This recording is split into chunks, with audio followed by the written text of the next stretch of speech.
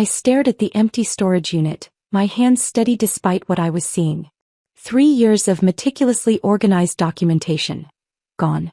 The filing cabinets I'd specifically labeled, "Do not touch legal materials," were missing. The banker's boxes containing thousands of pages of evidence were nowhere to be seen. "Looking for your junk?" My brother Marcus leaned against the doorframe, grinning. Dad finally did something useful for once. I turned slowly. "Where are the files, Marcus?" "Sold, He shrugged. "Well, Dad did. Got like $200 from some recycling place. You should be thanking him, he cleared out all that worthless paperwork you've been hoarding." My phone was already in my hand, but I kept my voice level. "Which recycling place? Why do you care? It was just old business stuff from that failed company of yours." Marcus laughed. "Mom and Dad were trying to help you move on. You've been obsessing over those boxes for years. It's pathetic, honestly." I stepped out of the storage unit, keeping my expression neutral even as my mind calculated the magnitude of what had just happened. "I need to make a call."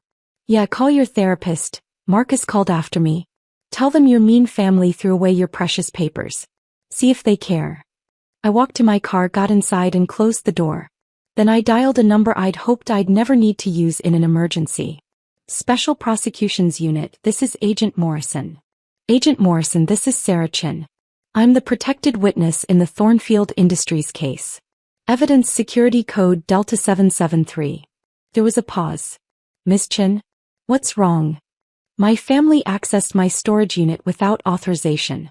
They've sold approximately 15 filing cabinets and 30 bankers' boxes of case materials to a recycling facility.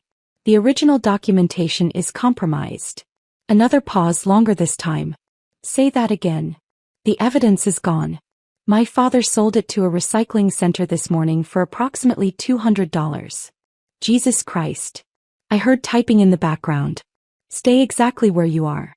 Do not approach your family members. Do not tell them anything. We're sending units now." "Which recycling facility?" "I don't know yet. My brother mentioned it's local.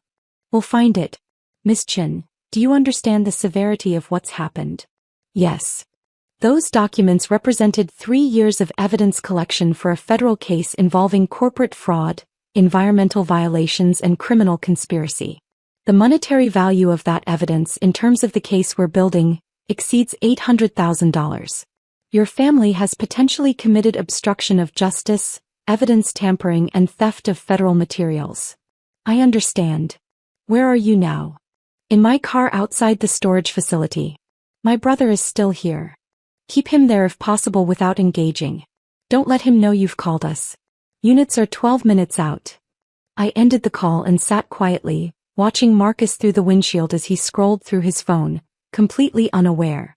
My phone buzzed, a text from my mother. "Heard Dad helped you finally clean out that storage unit. We're having dinner tonight to celebrate your fresh start. 6 p.m. Don't be late." I didn't respond. Marcus finally left the storage unit and walked toward his truck. I waited 5 minutes, then drove to my apartment. I needed to be somewhere neutral when this unfolded. The storage unit situation had started 3 months ago when my lease renewed. My parents had been pressuring me to let go of the past ever since I'd left Thornfield Industries, the tech company where I'd worked as senior compliance officer. What they didn't know, what I couldn't tell them because of legal protections, was that I hadn't just left. I'd blown the whistle on systematic fraud that went all the way to the CEO.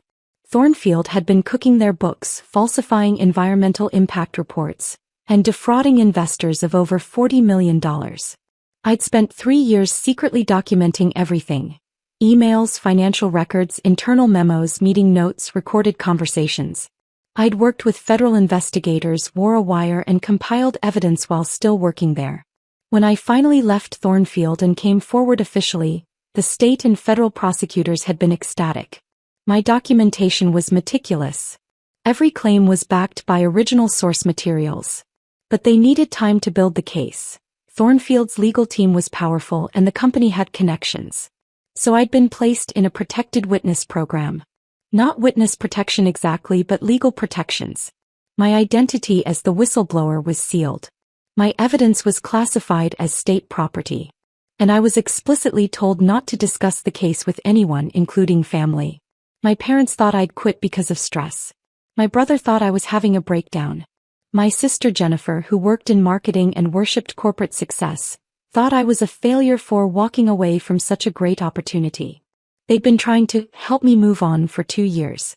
The storage unit was my compromise. I'd moved the evidence out of my apartment to appease them, but kept it secure and accessible for the prosecutors who periodically needed to review materials. I'd labeled everything clearly: legal materials, do not touch. I'd told my family explicitly that the storage unit was off limits. I'd even put my own lock on it. Apparently that hadn't been enough. I was making tea in my apartment when my phone rang. Agent Morrison. Miss Chen, we've located the recycling facility. Units are there now attempting to recover materials. Your father used your spare storage key. Did you authorize that? No. I didn't know he had access to a spare. The storage company gave him one. He told them he was helping his daughter clean out old business papers, showed them his ID with the same last name, and they provided access. We're addressing that security breach separately. How much has been recovered? That's complicated. The facility processes paper quickly. They estimate about 40% of what was brought in this morning has already been pulped. We're documenting everything for evidence, but Miss Chen, this is bad. We've lost original documentation that was critical to the case. I set down my tea, hand steady. The digital backups will help, but original documents carry more weight in court. Defense attorneys will argue chain of custody issues, claim tampering. This compromises years of work. He paused. I need you to come to the field office. Don't go to your parents' house. Don't answer their calls. We're obtaining warrants now. Warrants for what? Obstruction of justice, theft of federal evidence, evidence tampering. Possibly conspiracy if we determine your brother or other family members knew the materials were protected. The recycling facility is cooperating fully. They had no knowledge of what they were processing. My family didn't know either. They thought it was just old paperwork. That's for the courts to determine. The materials were clearly labeled as legal documents. Your father accessed a secured storage unit without authorization, removed materials that didn't belong to him and destroyed them. Intent matters, but so does negligence. At this level, ignorance isn't a defense. I arrived at the federal building 40 minutes later. Agent Morrison met me in the lobby with 2 other people. A woman in a sharp suit who introduced herself as Assistant U.S. Attorney Karen Walsh, and a state prosecutor named David Chen, no relation. Miss Chen, thank you for coming so quickly. Walsh gestured toward the elevators. We need to document everything you remember about the storage situation, your family's access, and any conversations that might be relevant. We went to a conference room filled with recovered files. Papers were spread across tables, many damaged, some barely readable. Investigators in gloves were photographing and cataloging everything. This is maybe 30% of what you provided, Walsh said quietly. The rest is gone. Completely unrecoverable. I looked at the damaged documents. 3 years of my life, late nights copying files, secret recordings, careful documentation. What about the case? We'll proceed, but it's damaged. Thornfield's attorneys are going to have a field day with this. They'll claim evidence spoliation, argue that without the originals we can't verify authenticity of the digital copies. She turned to face me. Your family has seriously compromised a major federal prosecution. They didn't know. The labels said legal materials. The storage unit was locked. Your father had to deliberately seek access he wasn't authorized for. Walsh's voice was firm but not unkind. I understand family loyalty, Ms. Chen, but this isn't a small mistake. This is federal evidence in a $40 million fraud case. The value of that evidence, in terms of what it would have secured in terms of restitution, fines, and criminal penalties, exceeds $800,000. David Chin, the state prosecutor, spoke up. We've obtained warrants for your father, mother, and brother. Your father is being charged with evidence tampering, obstruction of justice, and theft of federal materials. Your mother and brother are being questioned as possible accessories. My mother just texted me about dinner. She doesn't understand. She will shortly. He checked his watch. Officers are executing the warrants now. My phone started buzzing incessantly 20 minutes later. I'd been moved to a private office while agents continued their interviews. My mother's name flashed on the screen repeatedly. Then my father's. Then Jennifer's. Then Marcus's. Agent Morrison knocked and entered. Your brother is already in custody. Your father is being processed now. Your mother is not handling it well. What did they say? Your father maintains he was helping you. Says the files were clearly just old business papers that you were hoarding due to depression. Your brother claims he had no knowledge of the contents. He just knew your father had cleaned out the unit. Your mother is insisting this is a misunderstanding and demanding to speak with you. Can I talk to them? Not advisable. You're a protected witness and they've committed crimes that directly impact your case. Any communication could be problematic. He sat down across from me. Miss Chin, I need you to understand something. This isn't going away.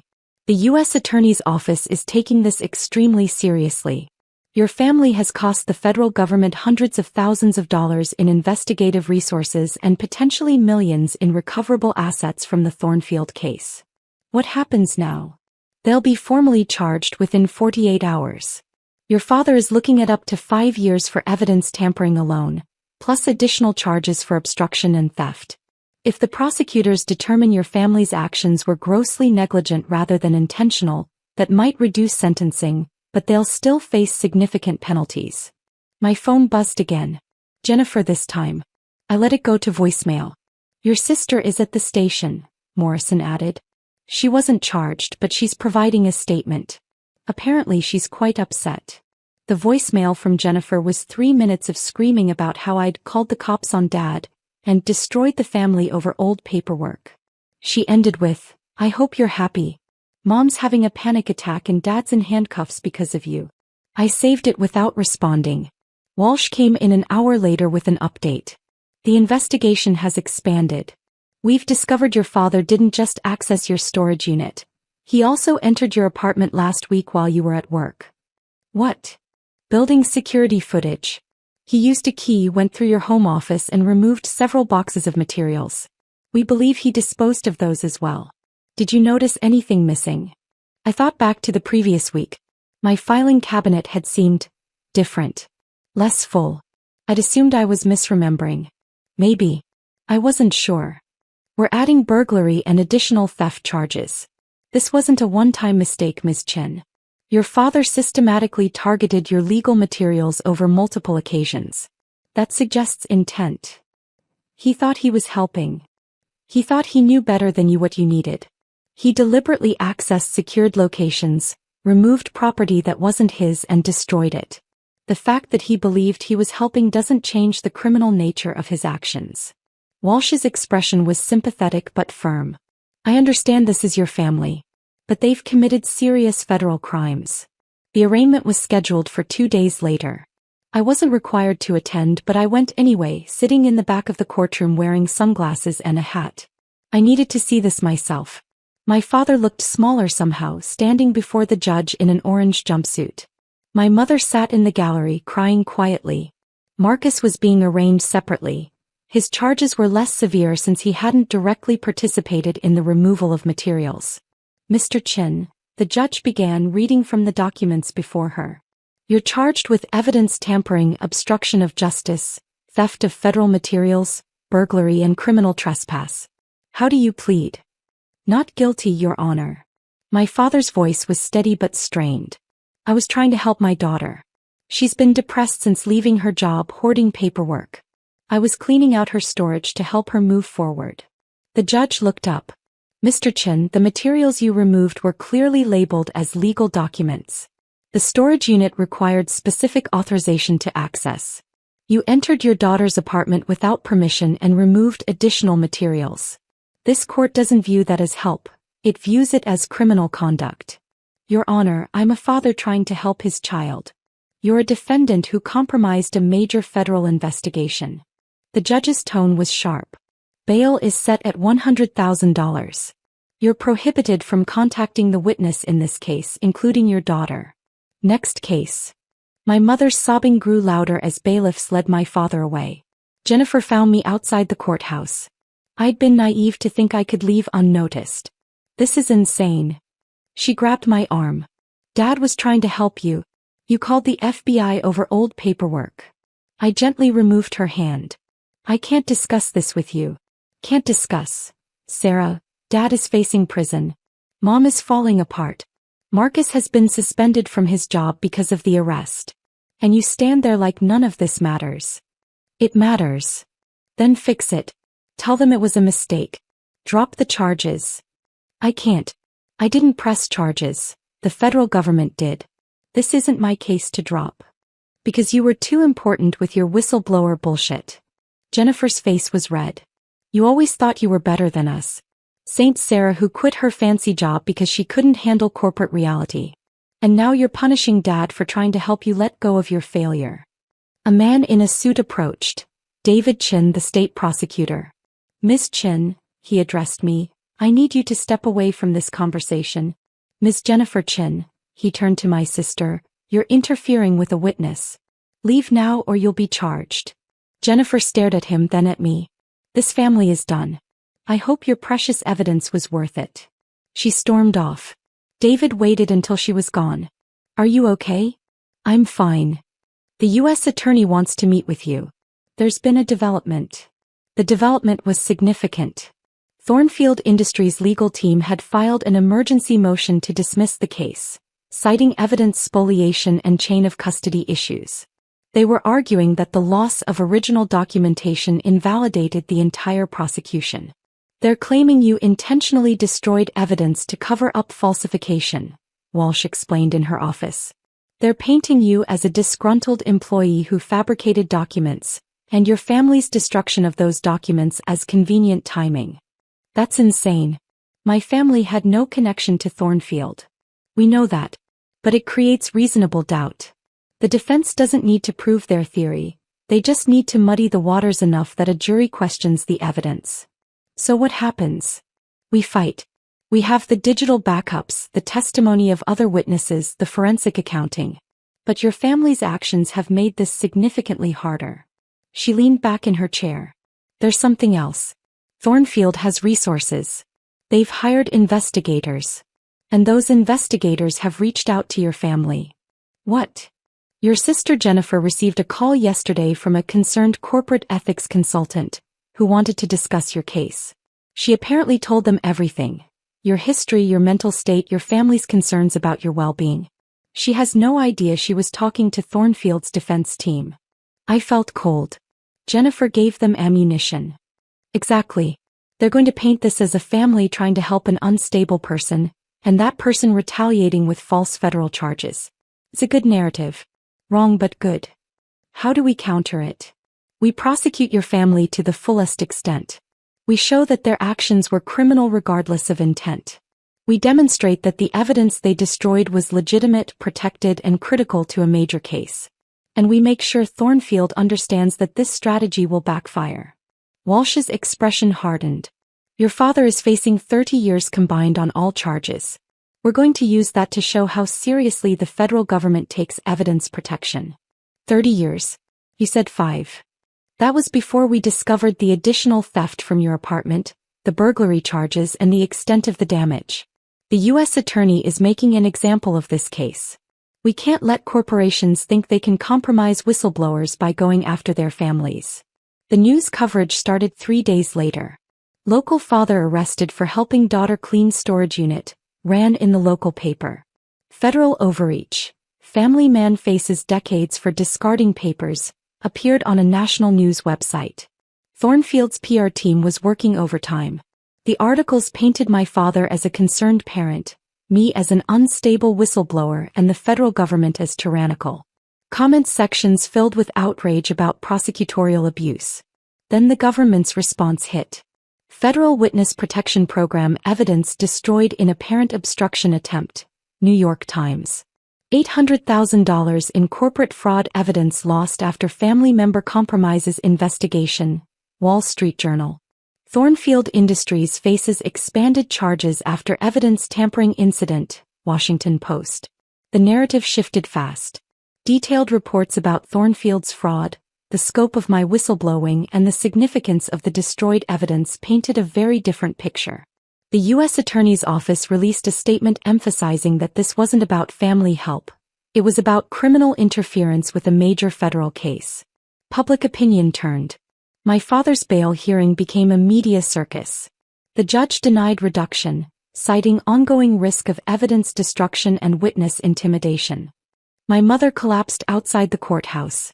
Jennifer gave an angry interview claiming the government was persecuting our family. Then the FBI released footage from the recycling facility showing my father directing workers to destroy specific boxes, laughing and saying, "My daughter will thank me later." The optics were devastating. Marcus took a plea deal first. 6 months in minimum security, 3 years probation, $25,000 fine. He testified that Dad had told him the storage unit was full of junk Sarah was hoarding, and that he'd helped his father get a spare key from the storage company by pretending to be me on a phone call. That added identity fraud to the charges. My mother wasn't charged criminally but faced civil liability. The federal government filed a lawsuit seeking compensation for the lost evidence and investigative costs. The amount, $823,000. My father went to trial. I had to testify. I sat in the witness box and answered questions about the evidence, my role as a whistleblower, the protections on the materials, and my family's knowledge of the situation. "Ms. Chen," the defense attorney asked, "did you ever explicitly tell your father that the materials in your storage unit were federal evidence?" I told him they were legal materials that couldn't be touched. "But did you use the words federal evidence?" "No. I was prohibited from discussing the case details." "So your father had no way of knowing these were protected materials?" "The boxes were labeled legal materials, do not touch." The storage unit was locked. He had no authorization to access it. But a concerned father worried about his daughter's mental health might interpret those labels as exactly the kind of hoarding behavior he was trying to help address. Objection, the prosecutor stood. Speculation. Sustained. The trial lasted 3 weeks. The jury deliberated for 6 hours. Guilty on all counts. Sentencing was 2 months later. I didn't attend this time. My father received 12 years, less than the maximum but substantial. Evidence tampering, 5 years. Obstruction, 4 years. Theft of federal materials, 2 years. Burglary, 1 year. All to be served consecutively. The judge's statement was scathing. "Mr. Chin, you didn't just discard paperwork.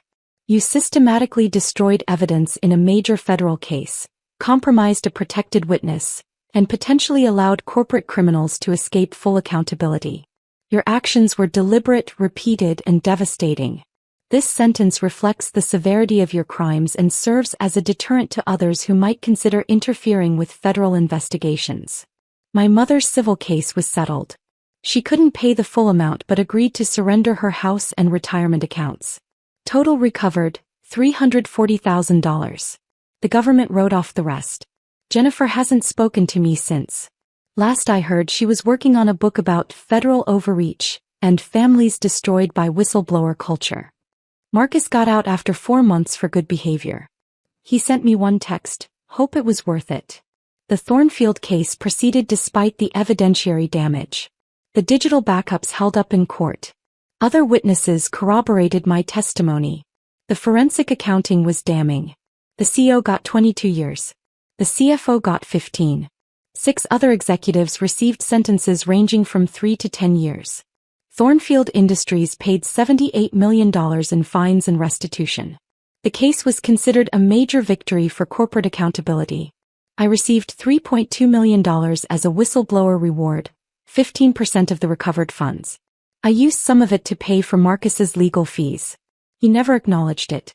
I see my mother occasionally. She lives in a small apartment now, working part-time at a grocery store. She's 67. She doesn't talk about my father, who she visits every other week at the federal facility 3 hours away.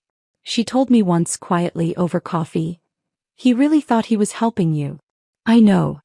Does that matter? I thought about that question for a long time. It matters. But it doesn't change what happened. She nodded.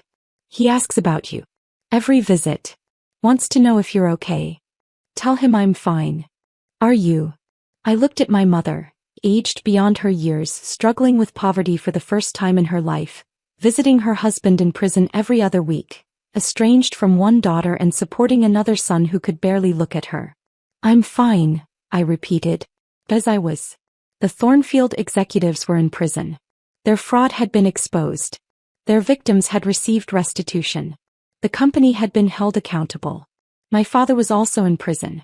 My mother had lost everything. My brother had a criminal record. My sister hated me. Both things were true. I'd made the call that day at the storage unit knowing it would trigger this cascade.